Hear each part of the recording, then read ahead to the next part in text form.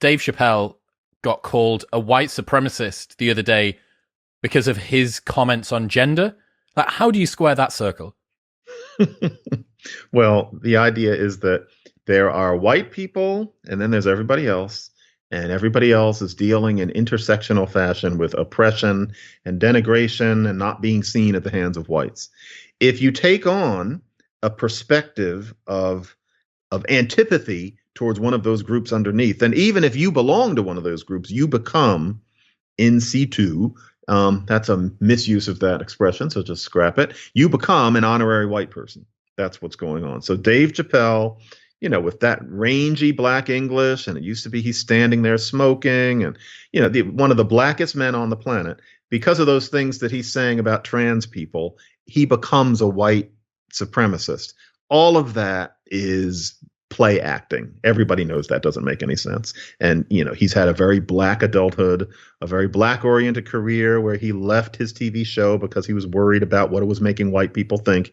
And yet now he's a white supremacist because he's not on board with the way everybody thinks about gay people and trans people. And of course, is anybody surprised listening to his whole career? So that's a lot of this is more of that. So now he's becoming a heretic, even though he's black himself and is fully, quote unquote, woke, because you have to make him a heretic because you are part of a religion where it's your job to put up your fingers like this at people who say the wrong thing. This won't do. What do you think about cultural appropriation? I think the concern over that is absurd.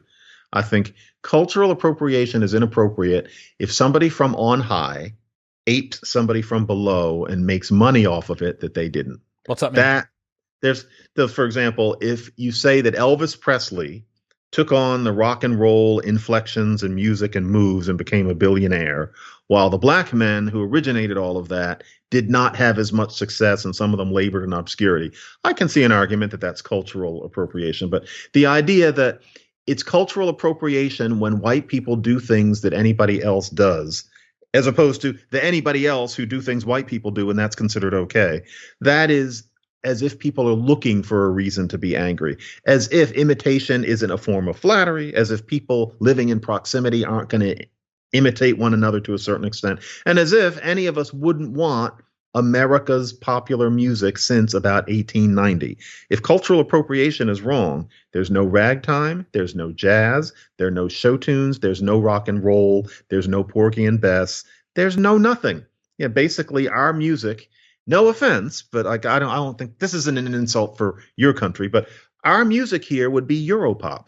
We would have that shitty music that you hear if you go to a dance club in Finland. That would be except the music from America. And yet we're supposed to call all of this cultural appropriation and do high fives because the religion is all about identifying racism. It doesn't make any sense, but we end up having these fruitless debates over it because of the imperatives of this religion. Yeah, the power dynamics and punching up versus punching down when it comes to cultural appropriation really just doesn't seem to make sense to me. I remember last year, right in the thick of it, or maybe this year, when it was St. Patrick's Day on the 17th of March, and someone had highlighted that there's a potential hypocrisy here, that people are allowed to wear the hats and say good morning to you, and like pots of gold and stuff like that, and everyone's got a ginger beard on.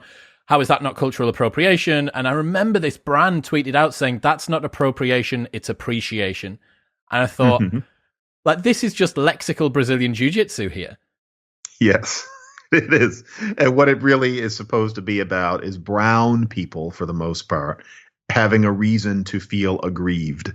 And as we've said before, there are reasons why white people would pretend to buy into it. There are reasons why brown people would pretend to buy into this. You're appropriating me. Whereas you can see cultural mixture in so many places, such as, this pot of gold business. And you can think, if that's okay, why not okay for a white person to say you to man?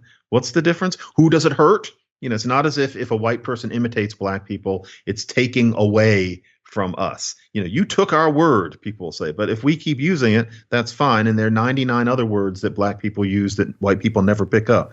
What are the contours of this argument? But it's all just for that purpose of the genuflection. Thank you very much for tuning in. If you enjoyed that, then press here for a selection of the best clips from the podcast over the last few months.